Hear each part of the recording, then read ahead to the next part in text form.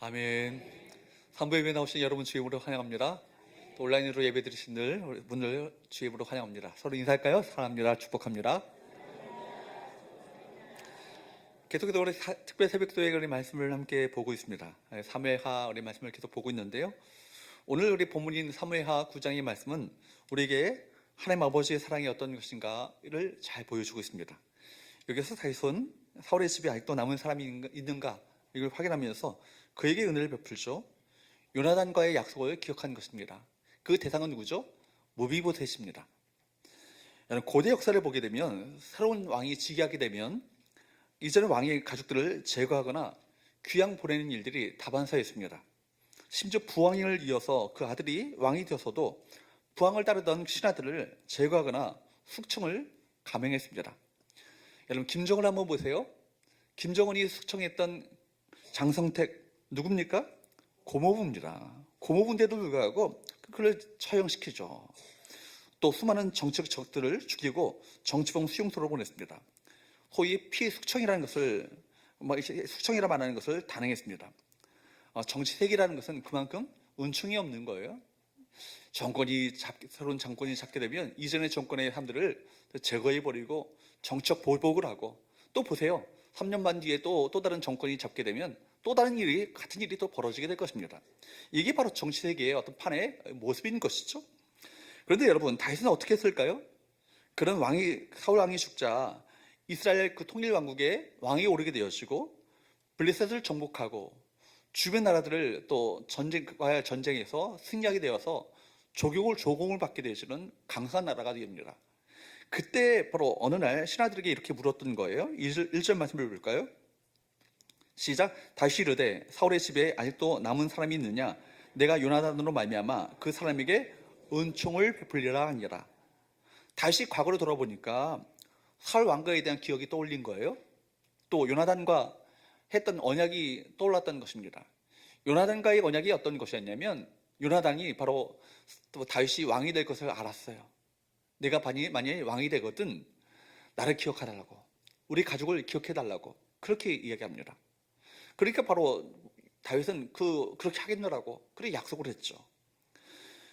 사울도 죽었고요. 또 그의 아들 요나단도 죽었습니다. 그러나 다윗은 요나단과의 언약을 신실하게 기억했던 것이죠.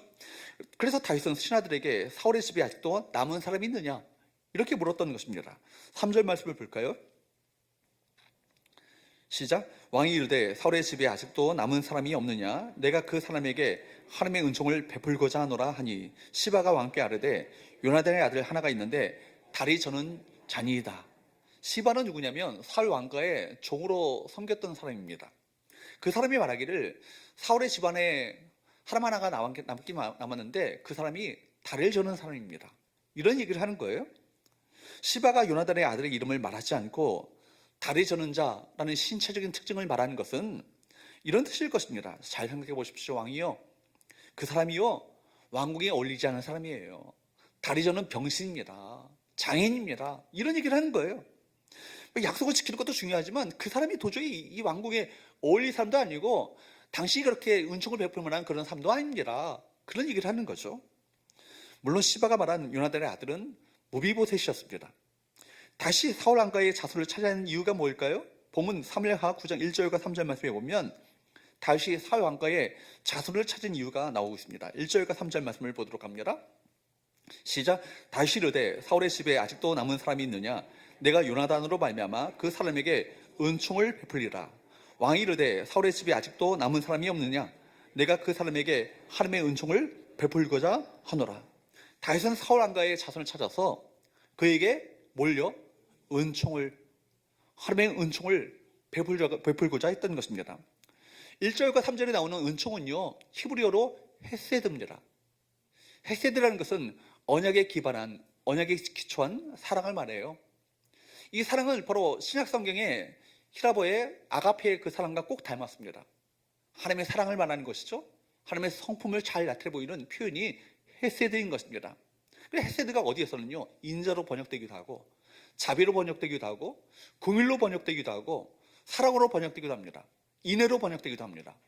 이 사랑을 바로 영어로서는 어떤 성경에서는 endless love라고 합니다. 영원한 사랑, 끝이 없는 사랑을 말하는 것이죠. 여러분, 헤세드는 정의하자면 언약에 기초한 사랑인 것입니다. 일반적으로 성공한 이후에는 옛날에 대한 기억력이 약해지는 경향이 있어요.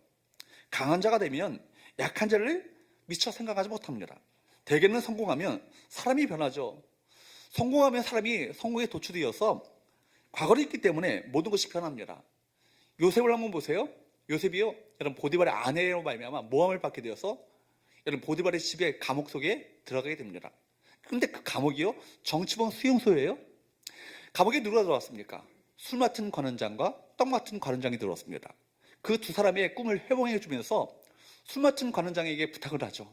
당신 관직에 복직하게 되면 꼭 저를 기억해 달라고, 나를 기억해 달라고, 이 억울한 상황을 기억해서 이 감옥에서 풀려나게 해달라고 간곡하게 부탁합니다. 내가 그러겠노라고. 그런데 술 맡은 관원장이 그 관직에 회복되었을 때, 복직되었을 때 기억했어요? 까맣게 잊어버리고 말았습니다. 여러분, 이게 바로 세상 사람들의 어떤 삶의 스타일 아닙니까? 그런데 다윗은 달랐던 것이죠. 그 성공의 지점에서 감동적인 모습을 우리 모두에게 보여주고 있습니다. 지금 우리는 그의 모습에서 헤세드를 발견하게 되죠. 지금 다윗은 권력의 최정상 가운데 올라 있습니다. 웬만한 것이 눈에 들어오지 않죠. 그런데 다윗은요, 요나단의 아들 무비보셋을 찾고 그에게 긍휼과 사랑과 자비를 베풀기를 원했던 것입니다. 오늘 다윗이 요나단의 아들 무비보셋에게 베풀었던 은총과 사랑을 생각해 보면서 세 가지 영적 교훈을 함께 나누기 원합니다. 첫 번째, 따라할까요? 받은 은혜를 기억하라. 받은 은혜를 기억하라는 거예요. 우리 모두가 다 은혜 받은 자들 아닙니까? 받은 은혜를 기억하며 살아가는 것이 이거 얼마나 중요한 것인가. 무비보셋은요, 요나단의 아들이에요. 일찍이 무비보셋에 대해서 사무엘하 4장 4절 말씀은 이렇게 기록하고 있습니다. 사무엘하 4장 4절 말씀을 보도록 합니다. 시작. 사울의 아들 요나단에게 다리 저는 아들 하나가 있었으니 이름은 무비보셋이라. 전에 사울과 요나단이 죽은 소식이 이스라엘에서 올 때에 그의 나이가 5살이었는데 그 유모가 안고 도망갈 때 급히 도망가다가 아이가 떨어져 절개되었더라. 무비보셋이 5살 때 이야기입니다. 그때 얘기입니다. 기드온에 있는 사울의 궁전에 끔찍한 소식이 들려온 거예요. 블레셋과의 전쟁이 벌어졌는데 사울과 요나단이 출전을 했습니다. 그런데 끔찍하게도 이 왕과 그의 아들 왕세자가 그 전쟁에서 죽임당하고 만 것입니다. 더욱이 블레셋 군사들이 사울의 궁전을 향해서 쳐들어오겠다는 소식을 듣게 되었어요. 궁전에 있었던 사람들은 다들 난리가 났죠. 모든 신하들과 하인들은 살기 위해서 도망쳤습니다. 그때 무비보셋을 또 기르고 있었던 유모가요, 무비보셋을 안고 뛰다가 그만 다리를 헛디뎌서 아이를 떨어뜨리고 말았어요. 그래서 두 다리가 절개됐던 것이죠. 도망치는 과정 속에서 제대로 치료도 받지 못했고 그때부터 두 발을 저는 심한 장애를 앓고 살게 되었습니다. 마치 여러분 사극의 한 장면을 보고 있는 것처럼 보이지 않습니까? 그 무비보셋을 지금 다윗을 찾고 있는데 그는 로디발에 있는 마기레이라고 하는 사람의 그 집에 숨어 있었던 것입니다. 4절 말씀을 볼까요?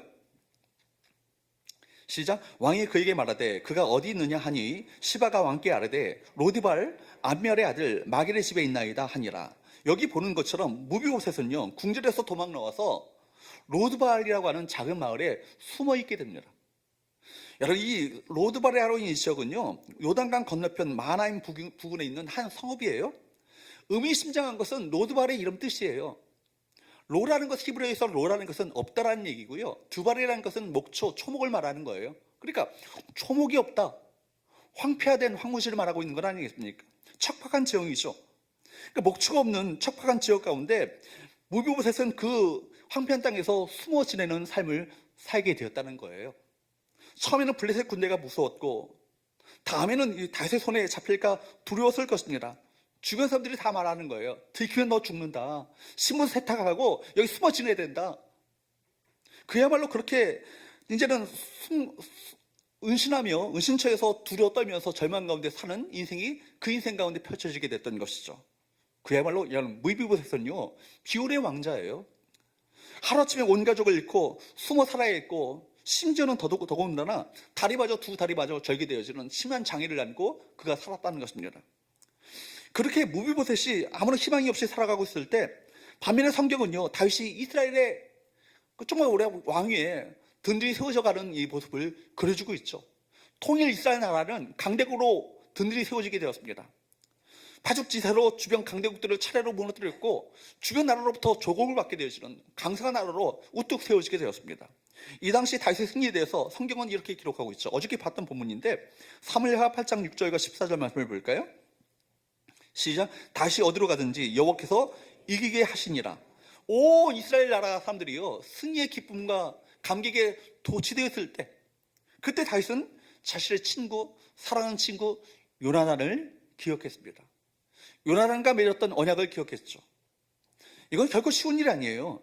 전쟁 중이라는 이 분주함과 승리가 주는 기쁨이 가득할 때 다윗은 사랑했던 친구를, 요나단을 떠올렸던 것입니다. 그만큼 다윗은 긍휼이 넘치는 사랑을 가지고 있었던 사람이었습니다. 하나님께서도 우리 모두에게 이 긍휼을 갖기를 원하시죠. 다윗은 요나단을 생각했을 뿐만 아니라 그와 있던 약속을 기억했습니다. 그래서 요나단의 아들 무비보셋을 찾았습니다. 여러분, 무비보셋은요, 아버지 다윗과 아버지 요나단과 다윗이 맺은 이 언약을요 하나도 몰라요. 왜냐하면 자기가 태어나기 직전에 맺었던 언약이기 때문에 이 언약에 대해서 모릅니다. 그러니까 여러분, 무비보셋은 다윗이 자신을 찾는다는 통보를 듣자마자 절망하죠. 이제는 다 끝났구나. 이젠 죽었구나. 사울 집안의 그 씨를 말리려고 나를 부르는구나. 나를 죽이려고 다윗이 드디어 나를 찾는구나. 이렇게 생각하는 것입니다. 혹시 여러분 가운데 이 절망 속에 예루살렘을 향하여 가는 이 무비보셋과 같이 곧 죽음이 다가올 것 같은 절망감에 사로잡힌 적이 있으십니까? 내겐 더 이상 희망이 없어. 이제는 다 끝이야. 그런 절망감이 가득 차게 되면 숨이 턱턱 막혀오는 그런 공황장애 같은 그런 현상까지 겪게 됩니다. 그렇다면 그때 여러분 이걸 기억하기 바랍니다. 희망 없던 무비보셋을 찾고 있었던 다윗과 같이 우리를 기억하시는 분이 계시다는 거예요. 우리를 생각하시는 분이 계시다는 것입니다. 누구시죠? 참 좋으신 하늘 아버지십니다. 예수 그리스도를 통하여서 하나님 아버지의 은혜와 사랑을 우리 모두에게 나타내 보이시지 않았습니까? 그러므로 오늘 본문에 나타난 다윗과 무비보셋의 이야기는요, 사실 하나님과 우리 인간 사이의 이야기입니다. 왕위를 이을 적통세자로 태어났지만 추락사고로 말미암아 두 다리를 저는 자가 되었고, 낯선 땅, 황폐한 땅, 황무지와 같은 로드발에 숨어 지내면서 언제 죽을지 몰라 늘 불안해하고 초조하며 살고 있었던 무비보셋은 부정하고 싶지만 바로 우리 인간 이야기인 것입니다. 성경에 보면 하나님의 형상대로 지음받은 인간이 아담과 하와의 죄로 말미암아 마치 두 다리를 저는 사람처럼 되어서 에덴 동산에서 쫓겨나 로드발 저 목초 하나 없는 메마른 광야 같은 세상에서 불안과 두려움 가운데 절망감 가운데 살아가는 존재가 되었습니다. 그런데 어느 날 로드발에 살고 있었던 무비보셋을 다시 불러서 그에게 은총의 손길을 내밀었던 것처럼 하나님께서는 우리가 먼저 주님을 찾은 것이 아니라 하나님이 먼저 우리를 찾으셨습니다. 그리고 우리가 죄와 고통 가운데 빠져 있었던 우리를 위해서 당신의 아들 독생자를 예수 그리스도를 십자가에 아낌없이 내어주심으로 말미암아 그 사랑을 그분께서 먼저 우리에게 보여주셨던 것입니다. 이 정말 잊을 수 없는, 정말 믿을 수 없는 이 은총이 우리 가운데 주어진 건 아니겠습니까? 이 은혜를 날마다 기억하며 살아가시는 우리 모든 성도들 될 수 있기를 주님으로 축복합니다. 두 번째로 따라할까요? 이름을 불러주시며 자아상을 회복하신다. 이름을 불러주시면서 자아상을 회복하신다는 것입니다. 다윗을 통해서 무비보셋의 자아상이 어떻게 회복되었는지를 살펴보기 원합니다. 6절 말씀을 볼까요? 시작. 사울의 손자 요나단의 아들 무비보셋이 다윗에게 나와 그 앞에 엎드려 절하며 다윗이 이르되 무비보셋이여 하니 그가 이르기를 보소서 당신의 종이니이다. 무비보셋을 데려왔어요. 무비보셋이 이 다윗 왕 앞에 엎드렸습니다. 이때 다윗은 내 이름이 무엇이냐 그렇게 묻지 않았어요. 뭐라고 합니까? 무비보셋이여. 그 이름을 불러줬던 것이죠. 이거 굉장한 의미가 있는 거예요. 숨어 지내던 왕가의 후손이 이스라엘 왕 앞에 두려워 부들부들 떨고 있는데 그 이름을 친히 불러주면서 그 이름을 기억하고 그 이름을 먼저 불러주었다는 거예요. 무비보셋이여, 내가 너를 잘 알고 있다. 그런 얘기죠. 이름을 불러준다는 것은요, 굉장한 의미가 있어요. 여러분, 중고등학교 때 국어교과서에 김춘수의 꽃을 여러분 배운 적 있으시죠? 기억나시나요? 꽃을 보면요, 내가 그 이름을 불러주기 전에는 그는 다만 하나님의 몸짓에 지나지 않았다. 내가 그의 이름을 불러주었을 때 그는 나에게로 와서 무엇이 되었다? 꽃이 되었다. 꽃이 되었다는 건 뭐예요? 여러분, 의미가 있는 존재로 내게 다가왔다는 얘기 아니겠습니까? 나와 그것의 관계가 아니고 나와 너의 관계예요. 그렇죠? 이름을 부른다는 것은 존재를 인격적으로 대한다는 의미인 것입니다. 감옥에 가면요, 이름이 없어집니다. 786번 나와. 그렇게 번호로 불려지죠. 죄수 번호로 불려지게 됩니다. 그 이름과 이력과 커리어 모든 경력은요 모두 사라지고 죄수 번호만 남는 거예요. 인격과 그 인생의 의미 같은 건요 모두가 다 사라지고 없는 것입니다. 다윗은 지금 무비보셋에게 그 이름을 불러주고 있습니다. 무비보셋이여, 그 이름을 불렀을 때 그때 무비보셋은 뭐라고 합니까? 보소서, 나는 당신의 종인이다 말합니다. 나는 당신의 종인이다. 무비보셋이요, 자신의 이름을 밝히지 않습니다. 이건요 무비보셋의 과거를 암시하는 듯합니다. 지금까지 이름 없는 존재로 살아왔습니다. 그저 하루하루 연명하면서 생계의 위협을 느끼면서 살아왔던 슬픈 왕과의 후손 아니겠습니까? 이름 없이 살아왔습니다. 아니, 이름을 감추고 싶었습니다. 그는 산 것이 아니라 그저 하루하루를 버티며 하루하루를 연명하며 하루하루를 생존하며 살아왔던 것입니다. 여러분, 6절 하반절에서 무비보셋이 보소서 당신의 종이다 이렇게 말하는 이 말은 어떤 의미가 있을까요? 죽이든 살리든 당신의 처분대로 저는 맡기기 원합니다. 그런 의미가 있는 거예요. 여러분, 그러나 다윗은 뭐라고 합니까? 무비보셋이요, 그 이름을 불렀습니다. 무비보셋이 자기 앞에 엎드렸을 때 다시 어떻게 하죠? 7절 말씀을 볼까요? 시작. 다윗이 그에게 이르되 무서워하지 말라. 내가 반드시 내 아버지 요나단으로 말미암아 내게 은총을 베풀리라. 내가 내 할아버지 사울의 모든 밭을 다 내게 도로 주겠고 또 너는 항상 내 상에서 떡을 먹으시니라 하니. 놀라운 애가 주어지고 있잖아요. 먼저 무엇이 회복됩니까? 상속권이 회복되어요. 그렇죠? 사울의 집의 모든 상속들이, 유산들이 그에게 주어지는 놀라운 상속의 회복이 우리 가운데 주어지게 됩니다. 마찬가지죠. 우리도 하나님 나라의 상속권이 우리 가운데 주어지는 놀라운 은혜를 받게 되었습니다. 뿐만 아니라 자기 아들들과 같이, 왕자들과 같이 함께 자기 상에서 먹고 마시는 왕자의 신분을 그에게 회복시켜 주시죠. 우리 모두가 하나님의 아들이 되었습니다. 여러분, 두려움에 떨고 있었던 무비보셋이 감격에 겨워하죠. 8절 말씀에 보면 뭐라고 고백합니까? 시작. 그가 절하여 이르되 이 종이 무엇이기에 왕께서 죽은 개 같은 나를 돌아와 보시나이까 하니라. 무비보셋이 자신을 뭐라고 표현해요? 죽은 개라고요. 여러분, 이스라엘 나라에서 개라는 것은요, 여러분 반려견을 생각하시면 안 돼요. 들에서 길거리에서 쓰레기를 뒤져먹는 그런 개를 말하는 거예요. 그러니까 개라는 것은 아주 비천한 동물이죠. 개 같은 존재라는 얘기는요, 아주 비천한 존재라는 것을 말하는 거예요. 그러니까 여러분, 가장 이스라엘 백성들이 선민 사상에 겨워서 그들이 이방인을 뭐라고 취급했습니까? 개로 취급했습니다. 그러니까 이방인을 뭐라고 하냐면, 탈무드에 보면은 이방인을 하나님께서 왜 창조하셨는가? 지옥의 불쏘시개로 사용하시기 위해서 이방인을 창조하셨다. 그런 해설 문구가 있을 정도로 그렇게 개 취급했던 이들이 누구예요? 이방인이죠. 그러니까 그만큼 개라는 것은요, 아주 비천한 바로 표현을, 바로 개라는 신분을 얘기하는 것입니다. 뿐만 아니라 죽은 개예요. 죽은 개. 죽었다는 것은 사체를 말하죠. 율법적으로 보면 사체는요, 건드려서도 안 되고 만져서도 안 되고 가까이 해서도 안 되는 부정한 것입니다. 여러분, 죽은 것과 여러분 개가 만났어요. 그러니까 비천 중에 비천이죠. 월스트 중에서 가장 월스트 아니겠습니까? 그러니까 가장 비천하고 가장 나쁜 상황이 바로 비천한 것 자체가 죽은 개인 것입니다. 그저 자기 겸손 정도가 아니라 자기 경멸이고 자기 비하예요. 여기서 무비보셋이 여러분 바로 얼마나 자기에 대해서 그렇게 자존감이 무너져 있었는가를 우리가 볼 수 있는 것이죠. 자신은 절대로 사랑을 받을 만한 존재가 아니라는 거예요. 지금까지 어떻게 살았을까요? 옛 왕실의 왕자로서의 기쁨과 품위는요, 그에게서 전혀 찾아볼 수가 없습니다. 얼마나 어렵게 살아왔을까요? 생명을 겨우 연명하며 한 맺힌 삶을 살아왔을 것입니다. 햇빛을 바라보지 못했던 음지에서 상처투성이로 그 인생을 살아왔습니다. 여러분, 무비보셋과 같은 인생을 살아온 분들이 참 많이 있죠. 이를 악물고 서로 눈물을 참고 살아왔던 인생들이 참 많이 있습니다. 이런 분들 툭툭 건들기만 하면 눈물이 막 쏟아집니다. 눈물이 바다를 이루죠. 무비보셋이 그런 인생을 살아왔던 거예요. 고독과 두려움, 한참도 내다볼 수 없는 캄캄한 미래 속에서 그날을 버티며 그날을 연명하며 그날을 생존하며 살아왔다는 것입니다.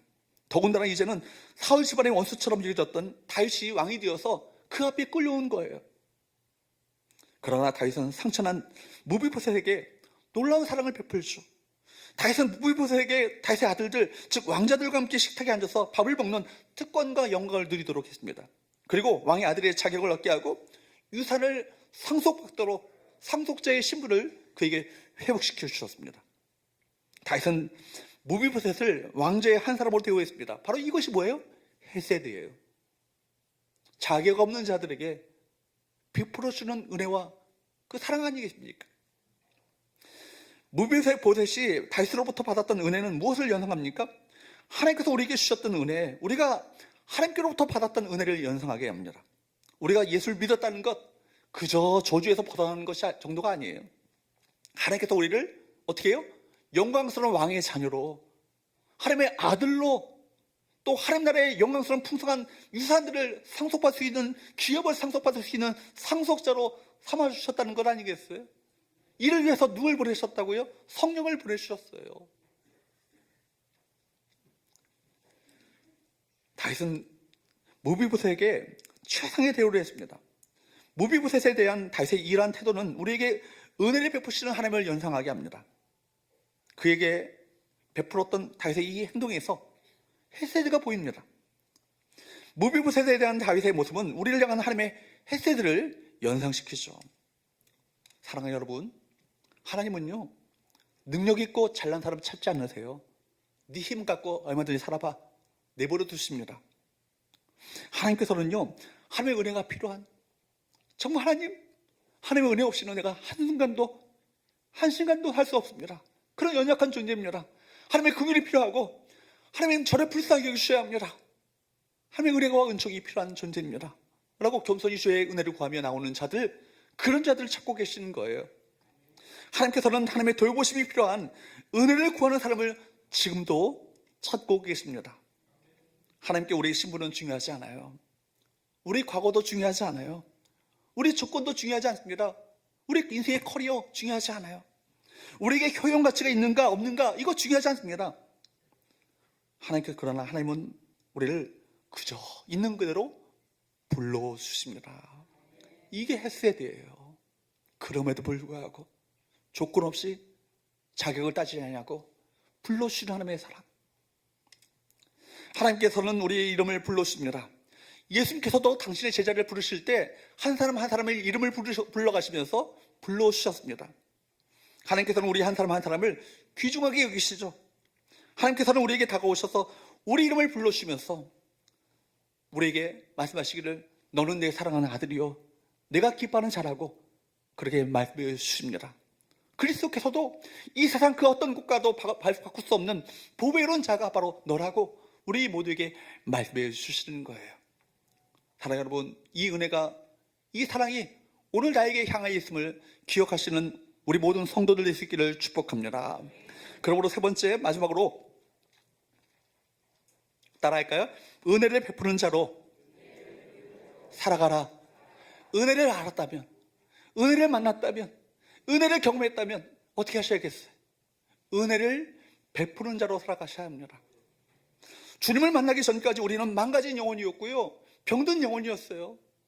여러분, 심지어 뭐라고 합니까? 우리는 진노의 자식이었고 마귀의 종로로 사는 우리들 아니었습니까? 환경을 탓하고 비난하며 살아왔던 우리 인생 아닙니까? 예수 믿기 전 우리 삶의 그 자체가 어둠 그 자체였습니다. 그런데 어느 날 하나님께서 우리를 찾아오셨습니다. 먼저 우리를 불러주셨죠. 그냥 불러주시는 것이 아니라 하나님의 아들로 우리를 삼아주셔서 하나님을 아빠 아버지라고 부를 수 있는 귀한 특권과 은혜를 우리 모두에게 허락해 주신 거예요. 복음의 능력이 우리의 인생을 한순간에 완전히 바꿔놓으셨죠. 고린도후서 6장 9절부터 10절 말씀을 한번 보십시오. 시작. 무명한 자 같으나 유명한 자요, 죽은 자 같으나 보라 우리가 살아있고 징계를 받는 자 같으나 죽임을 당하지 아니하고, 근심하는 자 같으나 항상 기뻐하고, 가난한 자 같으나 많은 사람을 부유하고, 아무것도 없는 자 같으나 모든 것을 가진 자로다. 할렐루야. 이름 없이 살아가던 우리들, 아니 이름을 감추고 살고 싶었던 우리들에게 찾아오셔서 무명한 자를 어떻게 해요? 이름을 불러주셔서 유명한 자로 바꾸셨습니다. 죽은 것 같았으나 우리에게 생명을 허락하심으로 말미암아 우리는 살게 되었습니다. 가난한 자 같았던 우리를 세상의 많은 사람을 부유하게 하는 모든 것을 가진 자로 우리를 바꾸신 거예요. 할렐루야. 여러분, 다윗은 자신 인생을 생각할 때마다 이 하나님의 은혜를 떠올렸을 거예요. 나 같은 것이 무엇이길래, 나 같은 것이 무엇이건데, 그 순간마다 바울의 고백을 떠올리지 않았겠습니까? 나의 나 된 것은 오직 하나님의 은혜라. 나의 나 된 것은. 바울도 고백하기를 뭐라고 합니까? 나는 박해자요 비방자요 폭행자였으나 죄인 중에 괴수였으나 그리스도의 은혜로 말미암아 이제는 그리스도를 증거하는 복음전도로 삼으신 이 직분을 나에게 맡기신 자체가 얼마나 이것이 귀한 은혜인가를 날마다 떠올렸던 것이죠. 저와 여러분도 마찬가지예요. 여러분, 자격이 있어서 우리가 이 자리에 있는 건 아니죠. 자격 따지고 조건 따지면요, 우리 구원받을 만한 조건, 자격은요 1도 없는 자들 아닙니까?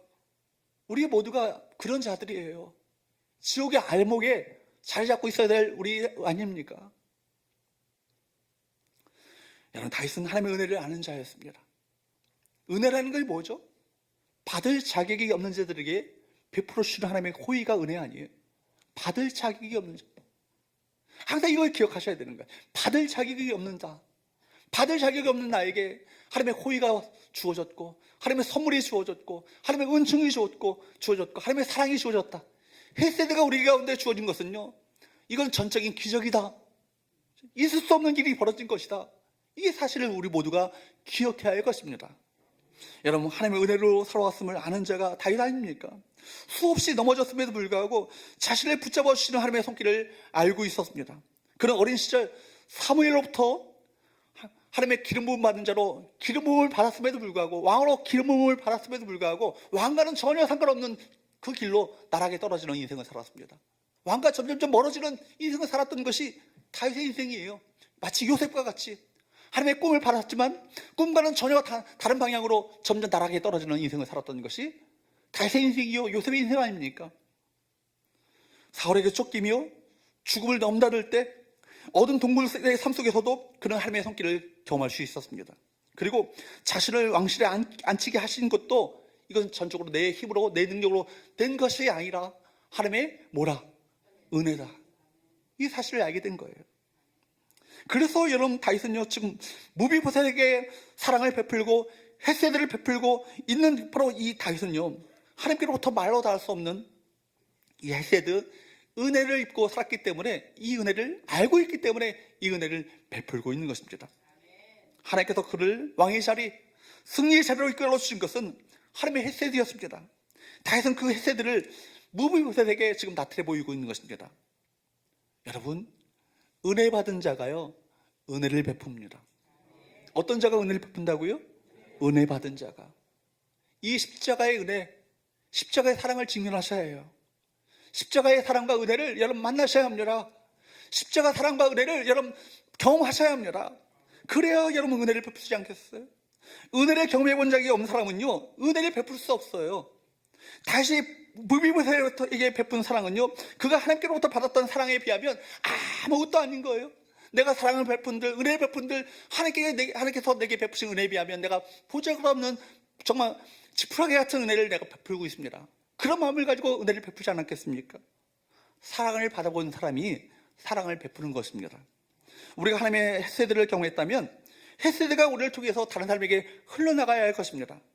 은혜를 받은 사람이 은혜를 베푸는 거예요. 이스라엘 왕인 다윗이 아무 힘도 쓰지 못하는 슬픈 왕과의 후손을 돌보는 모습 속에서 우리가 정말 헤세드가 과연 무엇인가, 이걸 우리가 깨닫게 되는 것이죠. 성경 안에 온통 도배되어 있는 것이 뭐예요? 헤세드죠. 신약의 이것은 히라보로 번역한다면 아가페와 꼭 같은 거예요. 창세기부터 시작하여서 요한계시록까지 하나님의 은혜, 하나님의 인자, 하나님의 자비, 하나님의 사랑, 하나님의 긍휼이 가득가득 도배되어 있습니다. 그 헤세드의 클라이맥스는 어디입니까? 자기 아들을 아낌없이 우리를 위해서 내어주시고, 그리스도의 살이 찢겨지고, 그리스도의 보혈의 피가 다 쏟아 부어진 그리스도의 십자가, 거기서 헤세드의 절정을 우리가 맛볼 수 있는 것이죠. 갈보리 언덕의 십자가에서 주님의 죽으심을 묵상할 때 우리 하나님 아버지께서 나를 얼마나 사랑하셨는지를 뼈저리게 깨닫게 됩니다. 아들이 십자가에 달려 가실 때 우리 아버지가 얼마나 우셨을까요? 얼마나 고통을 당하셨을까요? 내가 차라리 죽는 게 낫지, 내 아들이 십자가에서 죽는 것을 바라보는 아버지의 심정은요, 가슴이 찢어집니다. 여러분, 부모님으로부터 받아보지 못했던 하나님의 환대에 우리는 결국 무릎을 꿇게 되는 거예요. 하나님의 사랑을 감탄할 수밖에 없는 것입니다. 하나님을 찬양할 수밖에 없는 건 아니겠습니까? 바다 같은 우리의 사랑이, 주님의 사랑이 우리 가운데 부어오셨습니다. 이 시간 우리 같이 한번 찬양하면 좋겠습니다. 바다 같은 주의 사랑 1절만 우리가 함께 찬양하기 원합니다.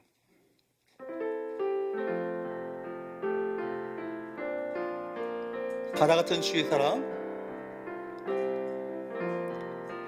바다 같은 주의 사랑 내 맘속에 넘치네. 생명의 주 우리 위해 보혈 흘려주셨네. 영원하신 주의 사랑 어찌 우리 잊으리. 생명 주신 주님만을 다시 한번 찬양합니다. 바다 같은 주의 사랑. 바다 같은 주의 사랑 내 맘속에 넘치네. 생명의 주 우리 위해 보혈 흘려주셨네. 영원하신 주의 사랑 어찌 우리 잊으리. 생명 주신 주님만을 영원히 찬양하리. 하나님, 바다 같은 주의 사랑을 내게 베푸심을 참으로 감사합니다. 이 사랑 앞에 내가 찬양할 수밖에 없습니다. 더 이상 이제는 내가 더 부족함이 없습니다. 하나님의 사랑, 그 헤세드가 내 인생을 충분히 만족하게 합니다. 이런 고백이 저절로 나오게 되는 거예요. 이와 같이 십자가 복음은 능력이 있습니다. 과거에 우리 삶이 어떠했든지 간에 상관이 없습니다.